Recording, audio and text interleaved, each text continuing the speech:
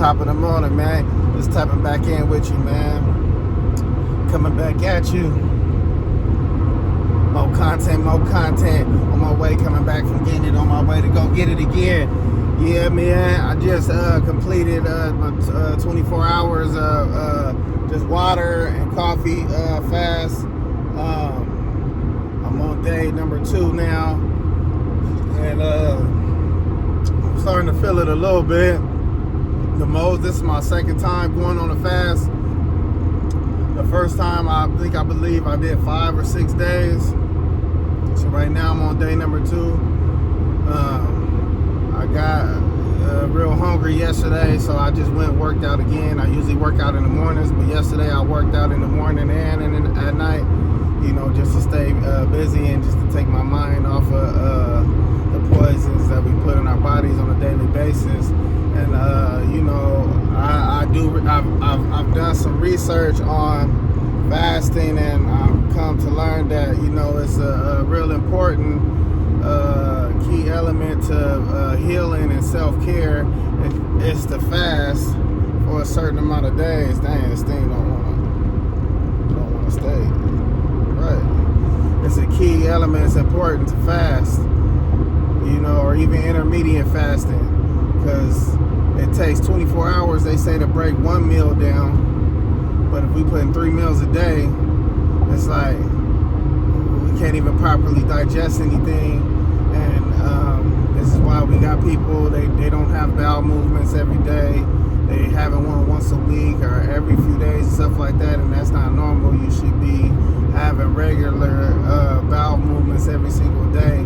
And when that stuff just sits in our body, it's just toxic chemicals just fermenting in our body, which leads to other illnesses and causes problems that we don't want to deal with. We shouldn't have to deal with, especially in a day and age where every time you look up, everybody's dying of cancer, everybody's getting some type of cancer. This is why I stopped eating meat. Like, you know, in December it'll be 2 years I haven't eaten any meat, no beef, pork, chicken, fish, nothing, no shrimp, no type of meat at all. You know,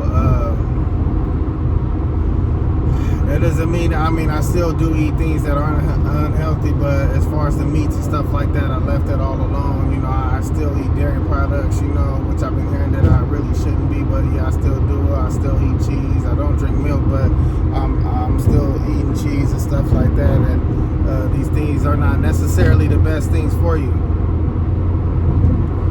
But if you are putting things in your body, or whether you are putting bad things in your body or not, it's important to sweat every day, to do something, some type of activity to where you can sweat things out. This is why our ancestors were able to survive in inhumane conditions and eating terrible foods and stuff like this. Is what it was. They got a lot of sunlight. They were in the sun and they sweat a lot of these things out. Because if you putting all these toxins and chemicals in your body and you're not sweating that stuff out, you got to get that stuff out. So just like with the poop, all these other things, when they sit in your body, this is where your cells start to mutate in the form of cancer and parasites and things of that nature.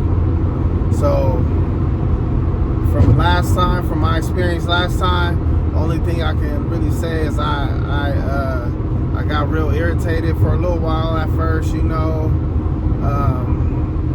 It's just not easy. It's like one of the hardest things for people to do is to go a day without eating, or go 2 days without eating nothing. You know what I mean? Just water. You know, after a while, your body will start feeding on the fat that you have already in your body.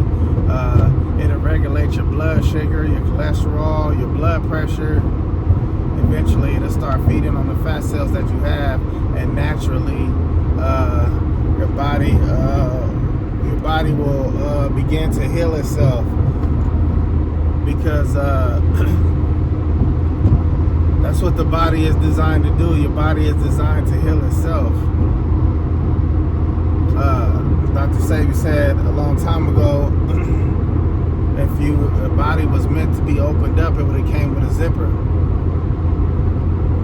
So your body, it naturally is meant, it's supposed to be able to heal itself, but we can't heal if we're constantly, our body is constantly putting all of that energy into breaking down processed foods and things of that nature, things that are bad for us. We're supposed to be eating natural things, things from the earth, things that are gonna give us the nutrients and strength that we need to proceed in this thing we call life.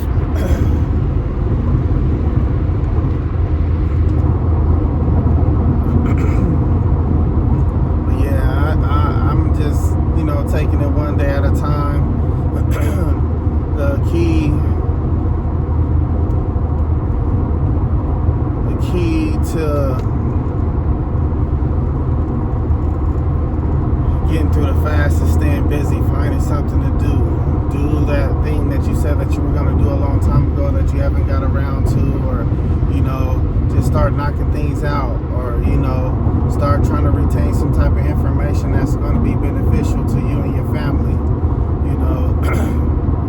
A lot of times it's difficult, and I suffer from this myself.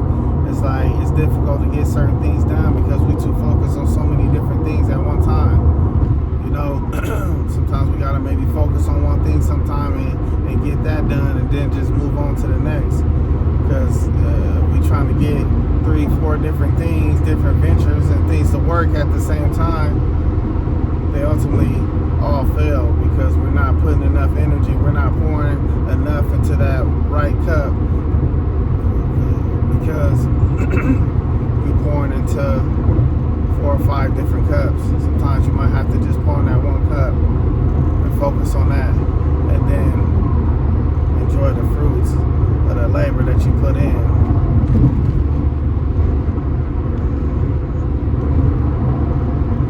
You gotta plant the seeds, enjoy the fruits. But yeah, I just want to tap in and talk about that. It's not easy, but it's I recommend everybody do it at least once, or at least see how they feel. And another thing too, the last time when I did it, I after my fast, when I broke my fast, I immediately just pigged out and overindulged in food because I'm in my mind I'm starving and I'm hungry and I've been waiting and counting down. But I guess you're not supposed to do that. You're supposed to kind of gradually start eating again, just little by little, little by little.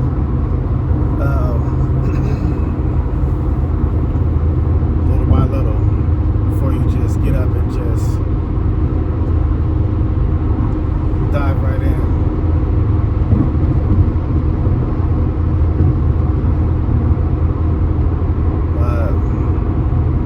Another thing too, after a while, people say that you gain some type of clarity with the Creator. It's just all about fasting. It's about sacrifice. A lot of times we want things to work out in our lives and stuff like that, but we're not willing to do the work. We're not willing to give up anything. So next time you want something, like, what are you willing to sacrifice for? What are you willing to give up? Sometimes we gotta sacrifice and show that I'm willing to sacrifice this, to go through this, to gain something. Sometimes you might have to step back in order to gain forward. But look, everybody different. Everybody not the same. We can't expect everybody to be on the same journey as us, on the same timing. You can't expect everybody to move like us. That's not how it works. Everybody move at their own pace.